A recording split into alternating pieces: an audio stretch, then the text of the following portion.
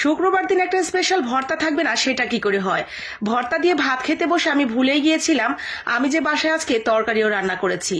এতটাই মজার এবং সুস্বাদু ছিল যে আমার তরকারি আর পাতে নেওয়ার প্রয়োজনই হয়নি। অসম্ভব মজার স্মোকি ফ্লেভারের এই ভর্তাটা আশা করি আপনার মন জয় করে নিতে 1 মিনিটও সময় লাগবে না। দেরি না করে চট জলদি লেগে পড়ুন আমার রেসিপিটা ফলো করে ভর্তা বানাতে। যারা ভর্তা প্রেমিক প্রেমিকা আছেন তাদের মন জয় করে একেবারে প্রেমে পড়তে বাধ্য হবেন এই ভর্তার উপরে। তো প্রথমেই যতটুকু রসুন লাগবে আপনাদের, মানে যতটুকু ভর্তা তৈরি করবেন সেই অনুসারে রসুন নিয়ে নিতে হবে খোসা সহ। ঠিক এইভাবে ভেজে নিতে হবে। ভাজাটা একটু লো আছে, আস্তে আস্তে ভাজতে হবে যাতে এই রসুনগুলো একদম মোমের মতো ভেতর থেকে সিদ্ধ হয়ে যায়। একটা কিছু দিয়ে খোঁচা দিয়ে দেখবেন যে সিদ্ধ হয়েছে কিনা, তারপর তুলে নিয়ে এগুলোর উপরের খোসাটা ছাড়িয়ে নিয়েছি। দিয়ে দিলাম একটা বাটনার মধ্যে দিয়ে সুন্দর করে এগুলোকে বেটে নিতে হবে। হাত দিয়ে আপনারা চটকেও নিতে পারেন। তো হাত দিয়ে অথবা বাটনা দিয়ে বেটে সুন্দর করে এইভাবে রসুনটাকে ম্যাশ করে নিতে হবে। রসুনটা ম্যাশ করা হয়ে গেলে আমরা এখানে ঝালের জন্য ব্যবহার করব শুকনা মরিচ। শুকনা মরিচটা ভাজার জন্য আমি কড়াইতে একটু বেশি করেই সরিষার তেল অ্যাড করে দিব।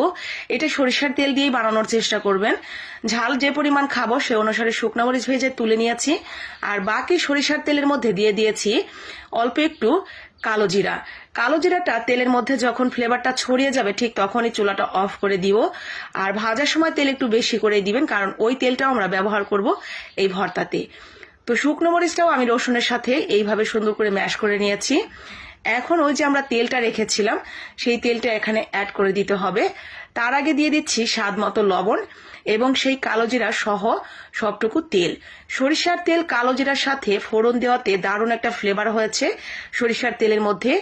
আর হালকা হালকা করে আমি যে 2-1টা কালো জিরা দিলাম, এই কালো জিরাটা যখন দাঁতে নিচে পড়বে দারুণ লাগবে খেতে। আর এই ভর্তাটা কিন্তু একটু বেশি করে তেল দিয়ে এভাবে তৈরি করবেন, তাতে করে একদিন বানিয়ে 1 সপ্তাহ পর্যন্ত বাহিরে রেখে অথবা নর্মাল ফ্রিজে রেখে আপনারা খেতে পারবেন। গরম গরম ধোয়া ওঠা ভাত, গরম গরম খিচুড়ি, খুদের ভাত সবকিছুর সাথেই জাস্ট ওয়াও লাগবে এই ভর্তাটা। যারা ভর্তা খেতে পছন্দ করেন যে কোনো তরকারির পাশাপাশি এই ভর্তাটা একদিন বানিয়ে নেবেন। এত ভালো ছিল এই ভর্তাটা খেতে, মনে হচ্ছে একটু বেশি করেই প্রশংসা করি, নয়তো কম হয়ে যাবে, আপনারা বুঝতেই পারবেন না। দেরি না করে এক্ষুনি কাজে লেগে পড়ুন ভর্তা খেতে যারা পছন্দ করেন। ভালো লাগলে অবশ্যই বানাবেন, সেই সাথে আপনার মতামত তো অবশ্যই শেয়ার করবেন কেমন লাগলো।